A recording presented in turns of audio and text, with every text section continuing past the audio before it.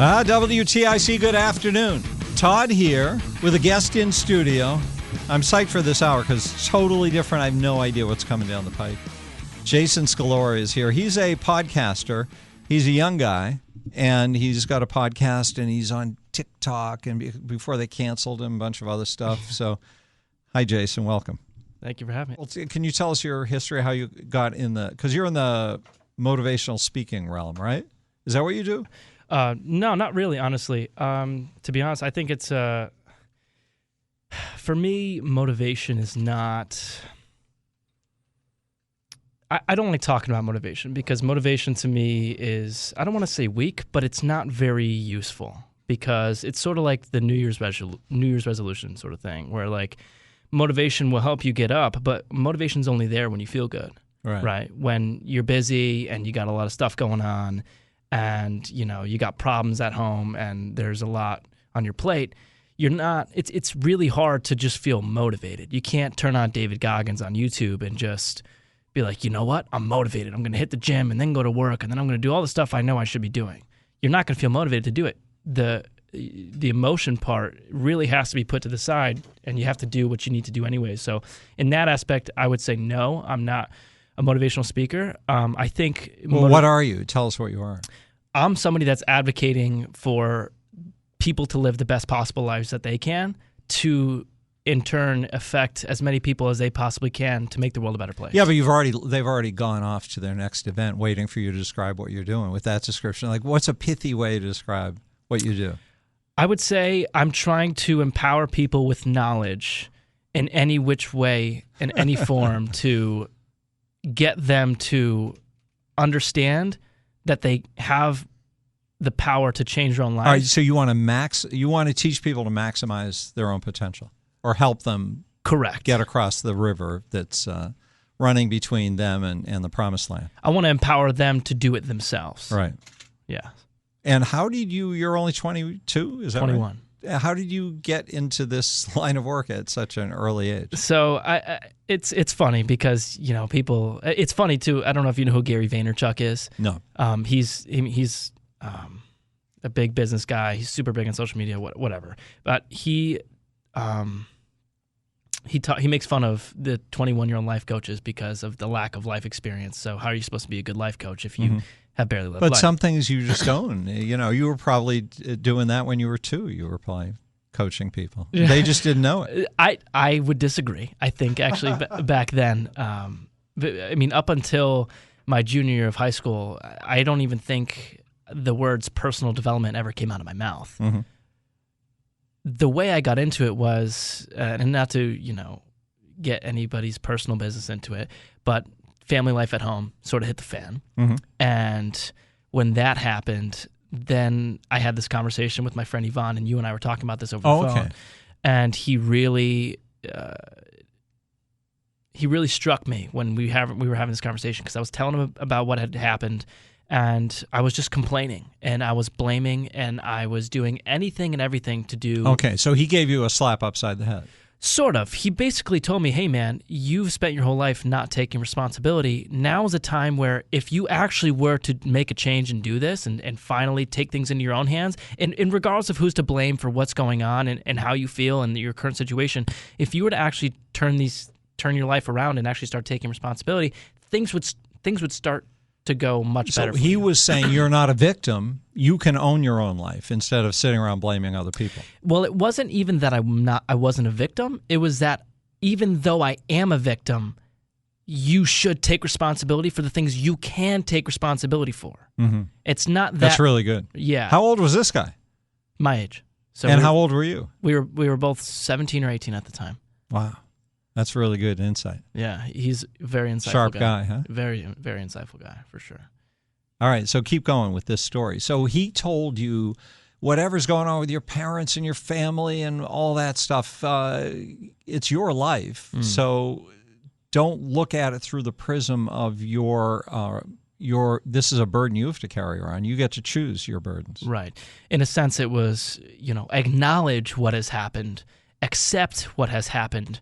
But after you fully have digested what happened, there's no use for anybody for you to continue to focus on what has happened and the woe is me, because it's not going to make you better at all. It will feel good in the moment. And I tell this to people all the time. A lot of times people fall into the trap of becoming complainers because all they do is complain. But the reason why they continue to complain is because every time they complain about their problems, they get attention for their problems. And your brain doesn't understand logically what's going on. All it knows is, it's weird. Every time I complain, I feel good. Let's complain some more. So you're getting good whatevers being let out into your brain. I forget what those things are called that make you feel good. Dopamine? Yeah, like you're getting dopamine for being a victim. Exactly. Well, it's not even just dopamine. It's dopamine, oxytocin, serotonin. It's all the neurochemicals. All the good stuff. All the good stuff, because that's what you're associating with complaining with. But it's so that trap. becomes an identity that Right. you look forward to jumping into because everyone pours this attention onto you, which pours those, what do you call those chemicals? Neurochemicals. Neurochemicals into your blood, right? Into your brain. Yeah. And so that's how I had grown up, and that's who I was. And it actually hit me one time. I was having this conversation, and I was sitting there at the lunch table in high school. And at the time, this was before I started any of my personal development stuff.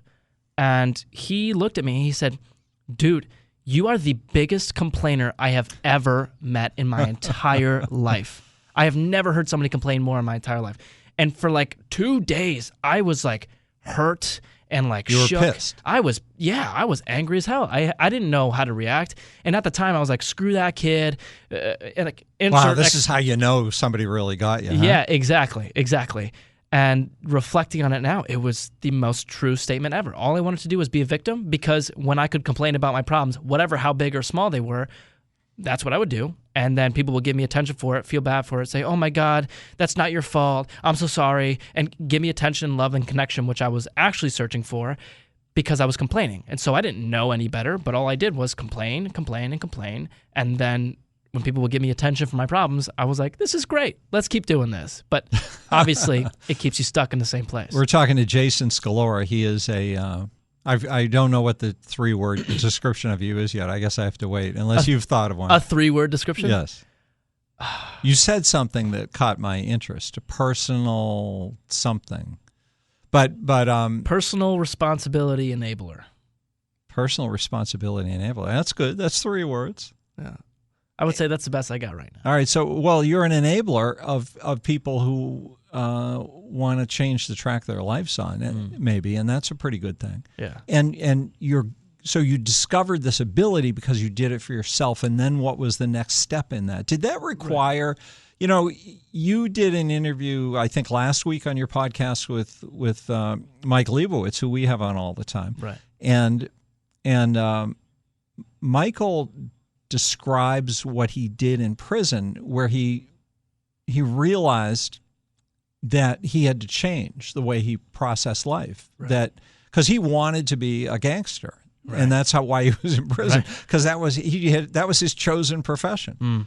And then he decided in prison what was wrong with him, and he wanted to have a better life moving forward. And he decided he was going to do that by correcting the things inside of him that needed to be corrected.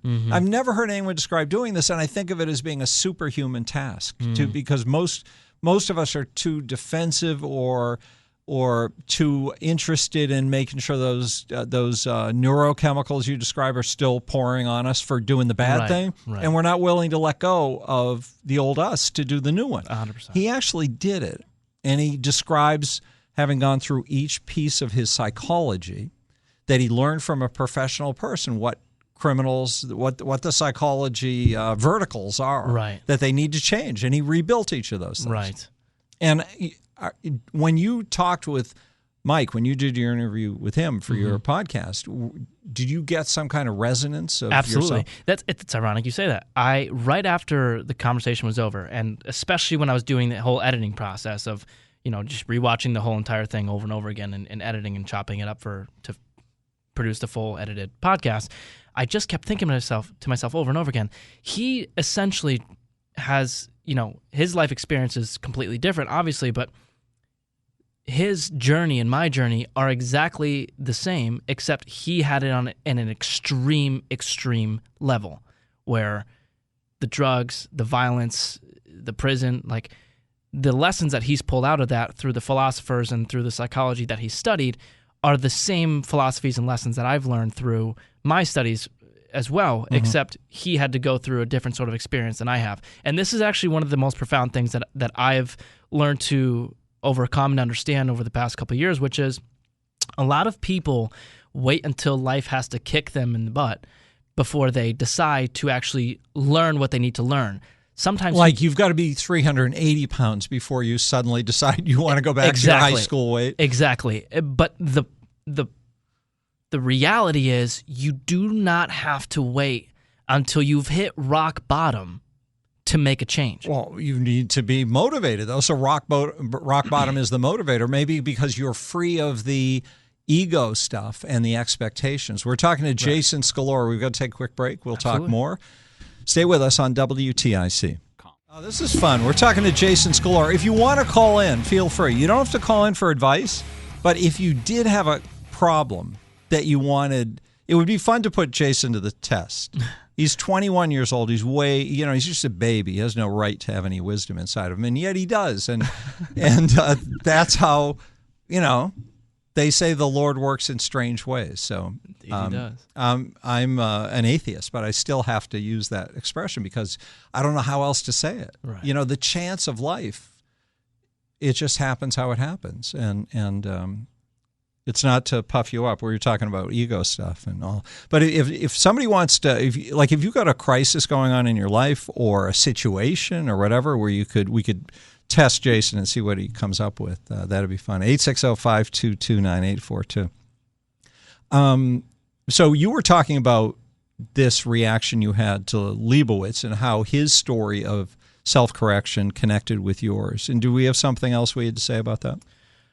No. I mean, basically, it was really profound to me because it was a face-to-face conversation with somebody that had spent 25 years in prison. Which is unbelievable. It's unfathomable to me. Like, I don't even remember over, 12 years ago. Like, I have a couple memories. Like, I'm only 21. Like, he has spent that entire time and plus 4 years. Like, that is, I haven't even been doing my personal development journey for over 4 years. Like, to me, it's like, time is so, the time that he has spent in there and behind bars is unfathomable to me, and to think that he has come across these lessons with such little resources and in an environment where I'm assuming it's not much, there can't be any environment that's significantly more hostile towards self-reflection and improvement. Exactly. With, the most disagreeable human beings on earth and the people that want to bring you down the most,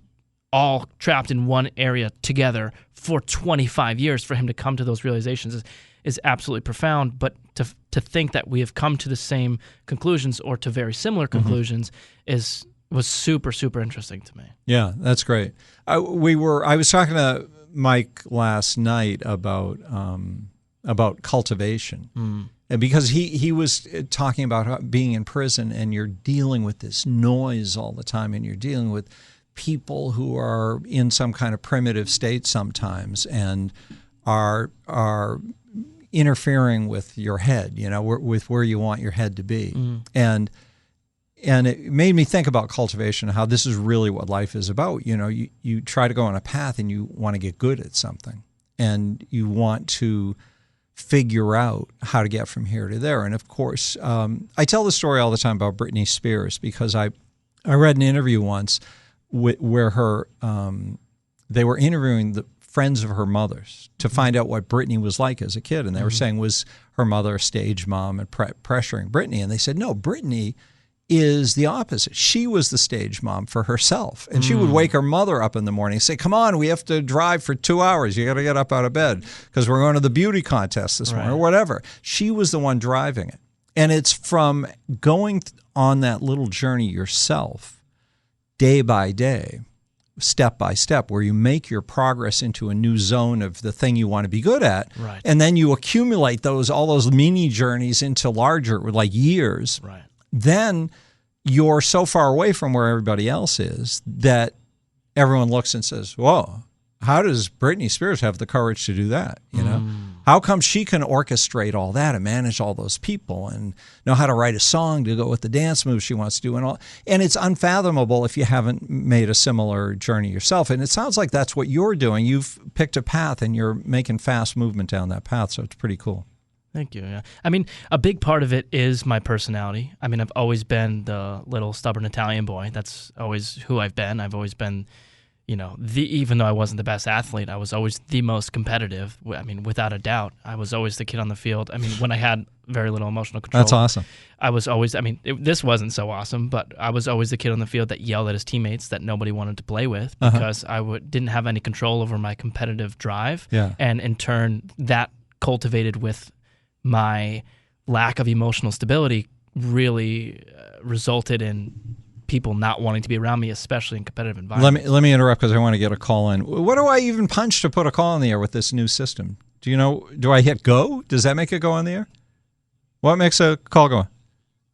Well, what do you press in there? Does the 1 button, like if I want line 1, do I hit 1? Okay, thank you. Hey, Don, welcome to WTIC. Jason Scalora is our guest. Oh, wait a sec. I got to press another button. Yeah, now you're on the air. Go ahead. Am I on the air? You are. Talk. Hello, Jason. Hey, Don. How are you? Todd, is it? Yes. Yes. I can't tell you how long and painful the story is.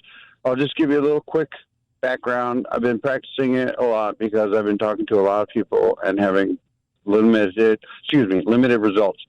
So we lost my little brother to a fentanyl overdose in 2016. Sorry to hear that. I found him myself, and we had gone sailing in the Leukemia Cup the day before. And then in 2019, both my folks went to the hospital on the same day. Mom didn't make it home, and then my father was placed behind my back in an assisted living facility. My father is a Vietnam-era Navy veteran who qualifies for full benefits. Okay, I'm sorry to interrupt, but we have 90 seconds before I have to go to break. So I'd like you to go to the pivot. So you had major tragedy in your life, and I'm more interested in the lesson. We're trying to figure it out. My father's a veteran, and he's been in private pay facilities, and I've been trying to fight it, and I don't know. I'm calling in desperation, I guess. Wait, so you want some guidance from Jason? Yes. This is awesome. I'd love some guidance from your program. My father's a veteran, and they've taken all of his money. Yeah. And it's a long, painful story, but that's the gist of it is that my father was put in an assisted living facility the very day after my mother passed away because she had tricked him into signing his POA over to her. Wow. And all right. So goes on and on. Can you hold on for a few minutes? I would be happy to hold on. Okay. We'll return to you, Don, I have all the rest of my life to finish this thing with my father in the state of Connecticut. Well, I don't think Jason has that much time, but we'll see if we can focus in and get an answer for you, because this is fascinating in terms of how do you even assess a problem like this and where do you go first? So Jason Scalora is here. He is a podcaster and a self-help kind of personality, and I forget the words I'm supposed to use to describe it, but we'll talk more after news coming up on WTIC. All right, I'm here. WTIC, thanks for being here. We've got Jason Scalora in studio. He's a 70-year-old, 21-year-old, and he's a specialist, as best you can be a specialist at anything at age 21. I guess. In solving life problems. So Don called in, and Don's got an amazing story of family tragedy and stuff. And Don, you have a question you want to ask of Jason? Wait a sec. Yeah, you're there. Go ahead. Hello, I'm here. Yes, go ahead. Ask him a question. All right. I appreciate the prompting. It's such a long story. I'm not exactly sure. Maybe the story is less important, the specifics, than the question. Yeah, than what the question is. I suppose the question would be, how do I remain completely mindful? The tragedy in my family is a different story, I suppose, but it's such a degree that encompasses my life, and even occasionally at work, I'll be distracted. So your question then is how you move past it? How do I keep from being distracted and remaining mindful constantly? So, again, I guess it's kind of a meditation thing. I've been working on personal development for a long time, and the meditation and the concentration, I'm finding that my concentration is being broken by my situation, and I was thinking that he could. Yeah, talk to Jason. He's right here. Talk to Jason. Jason, perhaps you have any different, or not necessarily opposing, but methods of remaining completely concentrated on your current. Well, in my life experience, I haven't experienced anything to that extreme. So I can only give you what I think I would potentially do in this hypothetical situation, because I don't live your life and I haven't had those experiences. Hypothetical, I appreciate that. So I can give you what I think that I would want to focus on. The first thing for sure that I would 100% make sure that I'd never do is get attention for the problems you have. It's not that you're not a victim, but it's that you never go out of your way to bring it up when it's not necessary to bring it up. If your brain, even for 1 second, allows itself to think, you know what, I can take these issues that I have right now and use them to get attention, you are never going to let go of that problem. You're going to talk about it till the day you are dead. It sounds like Don. I appreciate that very much. It sounds like he might be stuck in this moment, and that's why he's saying he's got concentration problems. So it might be something other than attention that has him locked in. Right. That was the prerequisite to anything. Hang on a sec, Don. That was the prerequisite to anything that you're going to do, because if you want to have any practices that are going to help you be mindful, those are going to be great and helpful, but the biggest hindrance is going to be getting attention and feeling significant for having those problems. As sick and twisted as it may sound, people do that far more often than you may think. Okay, so where do you go next, Jason? So where you go next is there's a couple things. Yeah, great. I really, really appreciate your concern. Absolutely. If I were in that situation, I would focus on my daily habits for yourself, because you can't help anybody if you don't help yourself first. Because if you're in a situation this dire... Hang on, Don. Let him finish the thought before you appreciate him. The most important thing is going to be for you to take care of your mental health and to take care of your physical health. If those things are out of whack, that is your foundation, and there's nowhere to grow from there, because you're not going to be in check with yourself. Now, if you're not doing anything to take care of your physical body and you're not doing anything to take care of your mental health, there's going to be no growing from there. Mindfulness is not going to be a question of how can I be more mindful, because you're not going to be able to be in a situation where you're going to have the strength to work on becoming more mindful, because you don't have the foundation to get there. So if you do not have a strong routine to take care of your physical body and a strong routine to take care of your mental health, whether it's journaling, meditation, whether it's going to therapy, whatever it means for you, whatever it means for you. It's completely subjective, but those are the two things that you need to focus on and you cannot write off. Don, what pops into your head hearing that from Jason? I think that's great. I think that's probably exactly what I need to do, and I can't tell you how much I appreciate. Are you inclined to be disciplined about those things? Actually, I am. When I set tile on the shoreline. I live in Winstead. I have an hour and a half commute each way every day, but we do a lot of high fancy stuff on the shoreline, Madison, Guilford, Clinton, Westford. All right, let's stay focused on what Jason said. I'm staying focused, and I get an opportunity every day to concentrate on things that I need to do, and taking care of myself is not. Thank you so much. It's taking care of myself isn't usually at the very top of the list, and that consideration they gave me is so much appreciated, because now I can put that and have a professional who said, yeah, well, that's what you got to do. And well, Don, let me tell you this. First of all, I'm not a professional. I'm just a person giving you advice based on my own experiences. However, that hour and a half commute to work, and this is for anybody listening, that hour and a half commute to work should be your online university. If you have 3 hours a day every single day, there should not be an ounce of music playing in your car when you're going to and from. What do you recommend? I would recommend whatever you feel pulled towards, but in my estimation, the thing that pulled me out was every single time I was in the car, it was no entertainment, it was no music, there was nothing except for a podcast, a seminar, something that was not mental candy that was on and I'm a physics guy. helping me learn. Whatever you want to look up, YouTube is an online university that is free for everyone. Everything is there. Yep. Right? Everything is there. You just have to be willing to have the discipline to turn off the music and turn off the mental candy. That is going to be your biggest asset, along with developing a strong physical routine. Don, anything you want to ask of Jason? Well, I do have a little bit I'd like to say. I'm not sure I want to ask right this second, but I have my own YouTube channel, which is Solar Passive, but there's this wheel. There's this thing that Johann Bessler made in the 1700s that still works. They have to unchain it.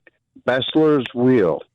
If you look that up, you're going to be kind of amazed. All right, what's the wisdom in that for us? That's something that I use for inspiration, because I think I figured out how to make the wheel that never stops spinning. So that's what you think on. That's what you meditate on. I meditate on really greenery and flowers and really mellow stuff, because some of the other things that I choose, I don't know. I'm pretty lost. My family's been lost, and I'm trying to recoup it. And I appreciate that Jason told me that take care of myself first.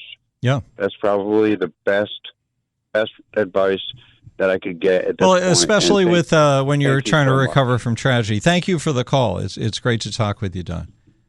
All right, I may communicate in the future with the story.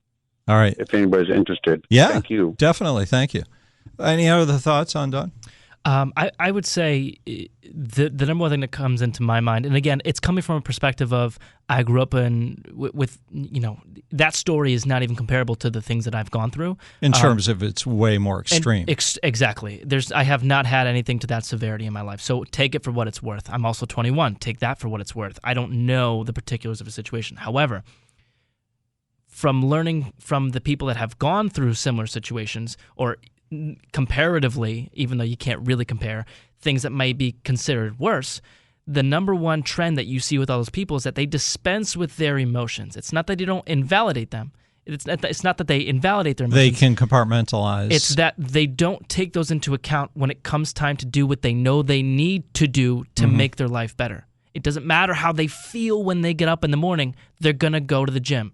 Their shoes are laced, and they go. So you're talking about developing a muscle, so to speak, for an ability to do a certain thing methodically every day. Yes, that and along with the fact that I think that one of the most important things people need to understand is when there is a hindrance in your life and you don't have control over it and you are a victim. I'm not saying that you're not a victim, but if you are a victim of something, that you need to implement the philosophy of never use a situation as an excuse or a crutch in a situation where it doesn't need to be used as a crutch in that situation. If you don't absolutely have that as a 100% excuse, never use it, because then that fogs the line, and you'll never know the difference between when you actually can't do something because of this incident or whatever's going on. So is it human nature to magnify the bad thing that you really want to start compartmentalizing and putting in a box so you can try to manage it? But is the instinct normally to do the opposite and to magnify? I don't know. I think that as a society, from what I've have as my understanding, is that we've gone into a place where everybody thinks that everybody's victim blaming rather than taking responsibility. So it really just depends. I would say where we are as a society now is that we tend to want to use things as a crutch because it's easier than taking responsibility, but that's not going to lead you to a happier and healthier life. All right, we're going to take a break. Jason Scalora is here. Before we talk more, we have maybe 5 minutes after this break. Make sure that we start off by you promoting your presence on wherever you are online. But let's go to break, and then we'll do that with Jason Scalora. It is fun talking to him. And if you have a question, give us a call, 860-522-9842. Good afternoon. It's WTIC. And Jason Scalora is here. So where do people find you online before we get to Ruth? You really just look up my name on any of the platforms that you want to find me on. I'm on Twitter, Instagram, heading back on TikTok soon. You can just look up my name, Jason Scalora, Jasonsca. Yeah, but they want to hear you talking or doing something. So YouTube, I have a YouTube and a Spotify. You can find my podcast on there. It's called The Jason Scalora Show, and you can find my podcast episodes on there. All right, I'm sorry I interrupted you when you're spelling the last name. No, Jasonscalora. All right, Jason Scalora. Google will tell you where he is. And let's talk to Ruth. Hi, Ruth. You're on WTIC. Hi, guys. Hi, Jason. Nice to hear you talking. Hi there. Especially about being 21 and getting this far in life. I'm 71, so I think that I outage both of you and a few combined, Ruth. People. Yeah. Ouch. The question that I have isn't really a full question. You went too fast, and I was driving when I heard you listing those things about how to stay on track of your own self. And perhaps the best thing would be just to listen to a repeat of your podcast. But what I want to talk about is what you said about being angry. And I've been a registered nurse for 100 years, longer than I've been alive, and I work in long-term care, grouchy old people. Given they deserve their circumstances, but they're still grouchy, and there's many that are angry. I am working volunteering at a church, and there's a couple of old-timers in the church that will not let go of their anger. It comes forth all of the time at all the meetings, at all of the activities that we have, this anger. And I've been angry, too. I know that there's reasons to be angry. But what you said about being angry to get attention just hit me in the forehead, and I was driving, so it was really dangerous. And I thought, you know that meme that says, I was this many years old when I learned this? That's what I felt like driving in the car. Anger gets the attention. My anger used to get me the attention. These old ladies, the patients, whomever in life, it's getting them attention. And why would they give that up if they know no other way, or they have no introspection about themselves? Why would they give it up? They're seeking attention. And we just have a couple minutes left, Ruth. Is this something you want to hear Jason address? Well, when I was driving, he was saying, anger gets you this and this and this, and this is the way what you need to do to come out of that anger and to refocus one's life and one's anger. And? That was about 15 minutes ago. Well, I would like him to reiterate it. Okay. Jason, reiterate. So I'm not sure exactly what I was talking about. I might have been talking about my competitive nature and how my anger allowed me to get attention. But the best thing that I could possibly do for myself was to be consciously aware, as much as I possibly could be, of when I was allowing anger to be a tool to feel good. So if I was getting angry and then getting attention for it, then my brain equated, okay, anger equals attention, which means anger equals feeling good. And every time I would do that, and I would catch myself doing that, that would be a repetition in the positive. And I would look back and reflect and say, okay, that was the time where I did it again. I fell back into that bad habit. Let's learn and not to do that again. So the next time I felt angry, I wouldn't allow myself to outwardly express it in a manner where I would get attention for it, so that eventually that habitual habit of trying to feel angry to get attention would eventually fade away. Now, it's not going to be perfect, and it's not going to be a not messy process. It's not black and white. You're not going to wake up one morning and then be perfectly fine, but habitually... But it starts you on a journey down a different path. Exactly. You got that, Ruth? Yep, I did. I wrote very fast. I hope I can read it. And thank you, guys, both of you. I am going to listen to your podcast, Jason. I think that even at 71, I have a lot to learn. If you're breathing, you got to be learning, Ruth. I know. And that's the truth. Sadly, I didn't learn how important that was till I turned, a certain corner. That's all right. You learn faster the older you get. Thank you so much for calling and firing those questions. Thank you very much. Yeah, that was great. All right, we got 1 minute. Give us a close. Jason Scalora is his name. And you can Google him or look him up on any of the platforms like YouTube. If there's anything I want to leave for people to understand is that even if things are going as horribly as they possibly could be, there is still some way, somehow, shape, or form where you can take personal responsibility for something that you can control. And if your focus is always on the things that you can't control, and your focus is always on the things that have happened to you, you're always going to be focusing on the things that are not going to do a single thing for you or for anybody else.